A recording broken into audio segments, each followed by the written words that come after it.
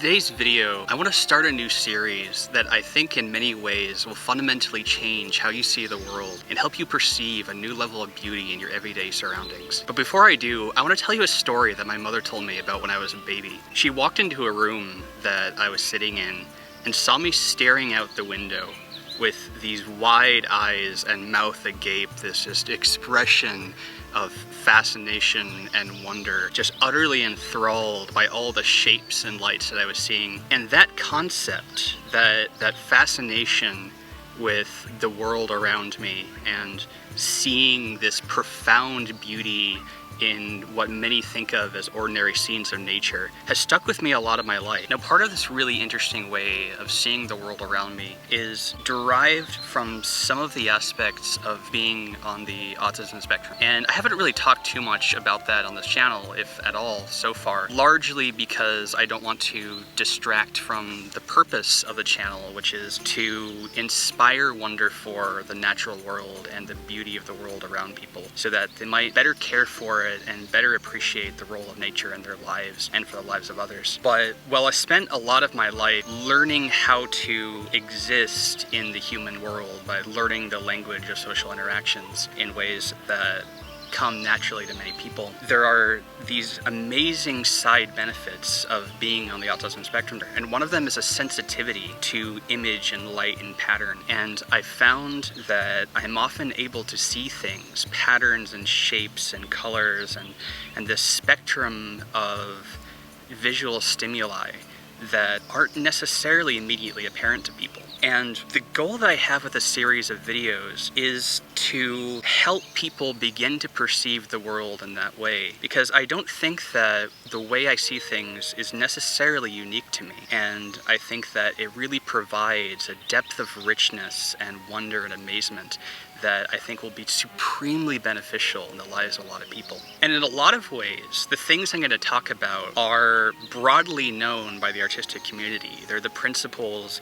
that people who create paintings or photographs or videos will use to try to guide an emotional experience in the viewer. And what I want to do with these videos is to help you in your everyday life create paintings with your eyes. The ability to look at a scene around you and see all of these hidden levels and subtle depths of beauty that can enrich your experience in your everyday life without it having to be dictated from the outside. Because in photography and videography and paintings, you're always at the whims of the person who creates the art. And what I really want to do is create a series that will teach these compositional ideas, these tricks that people use to guide emotional experiences when seeing various pieces of art, and help teach you how to use those ideas to enhance your experience of the world around you and see amazing levels of beauty that are just under the surface that you may not have thought about otherwise. And these are things I use in my filmmaking a great deal on Wonderlust,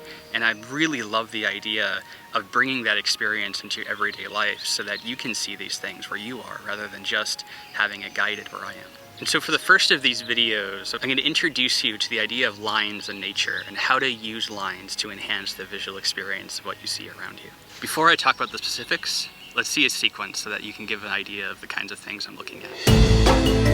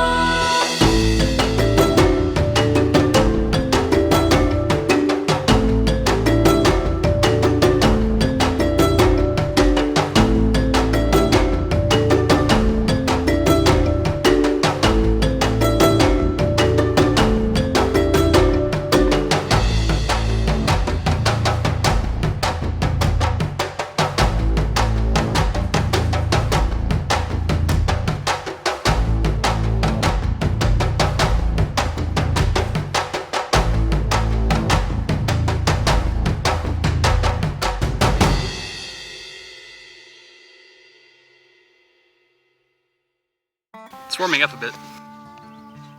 So in that sequence, I really wanted to capture this idea of lines in nature and how seeing what lines do can amplify the beauty that you see around you. It can give you a new thing to explore. It'll let your eyes wander and discover new things in your surroundings that may not have been immediately apparent. So in the art world, these are what they call leading lines, and the idea is to lead your eyes to something that the photographer or artist or videographer wants you to explore within the image. And you can use these same ideas not with a goal in mind of finding something particular in the world around you, but to see where some of these objects lead. So this will basically create a new experience. It will allow you to explore the scene in novel ways and isolate certain elements of the scene that may have gotten lost in the chaos otherwise. And a lot of this falls under this idea of visual flow. A lot like the sinuous twists and turns of rivers or vines or things like that. When there are lines in nature or in the world around you, often the eye's impulse is to follow those lines and see where they go.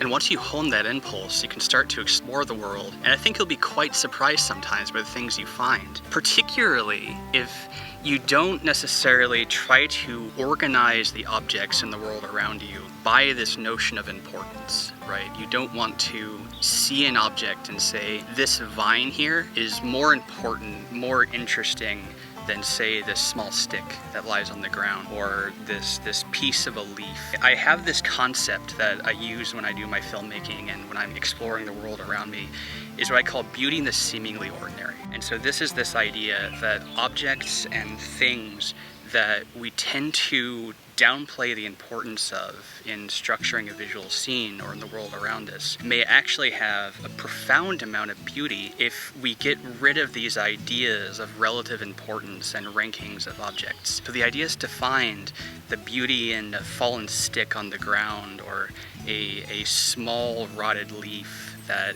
has a certain kind of curvature or movement to it. And once you allow yourself to stop trying to rank objects, but instead to kind of surrender to the scene and let your eyes explore what's there in an unbiased way, I think you'll often start to discover that there are these amazing, just tiny, intricate patterns that start to form in nature.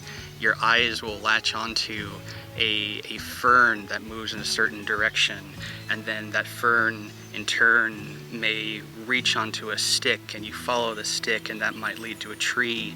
And all of a sudden there's this whole series of objects that have these interconnections that if you don't explicitly look, if you don't allow yourself to follow the individual elements inside a scene, they may get lost in this massive chaos. And so that's really what I want to emphasize in the first of these videos, is when you're out in nature, or when you're out even inside your house, look around you and search for lines of any kind. These might be lines up a wall or an underneath a doorway with a bit of light moving through, and just let your eyes explore them, and try to do it in a way where you don't try to categorize certain lines or certain kinds of objects as more important than others. Because I really do think that when it comes to the perception of beauty in nature, we have this kind of addiction to the grandiose, this idea that beauty comes from epic and amazing scenes. And to be fair, it does, and I'm certainly, I don't want to say guilty, but I certainly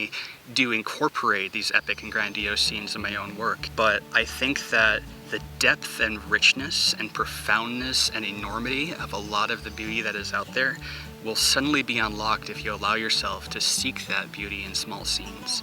And so next time you're out and about, just allow your eyes to find lines and follow them and see where they lead. Think of them as a map for your experience in your eyes. And if you follow this map, you may find things that you had never would have noticed otherwise, and these things will bring an extra depth of beauty to your day, and I think your life will in some way be improved with these really wonderful small moments that you otherwise may not have experienced. So I really hope this was helpful, and I hope it also provides some context with what I'm trying to do with Wonderlust. Is the real goal, the primary goal of this channel that's really kind of developed over time, is to help inspire the wonder and fascination for nature and the world around you. And ultimately, while I love exploring the world around me in these videos, and will continue to hope that you do so, there's a secondary goal that I want you to begin to explore the world around you as well, and start to see some of these things that might catch my eyes as I bring them to camera, and allow it to just amplify the depth of your experience. So I hope this first video was helpful. I'll absolutely be making more of these on things like contrasts and colors and textures and patterns and all the things I incorporate into my footage on this channel. So if you're not subscribed to Wonderlust, please do so, because I'll be bringing plenty more of these videos. And until next time, everyone, when you're searching for lines, wander in wonder.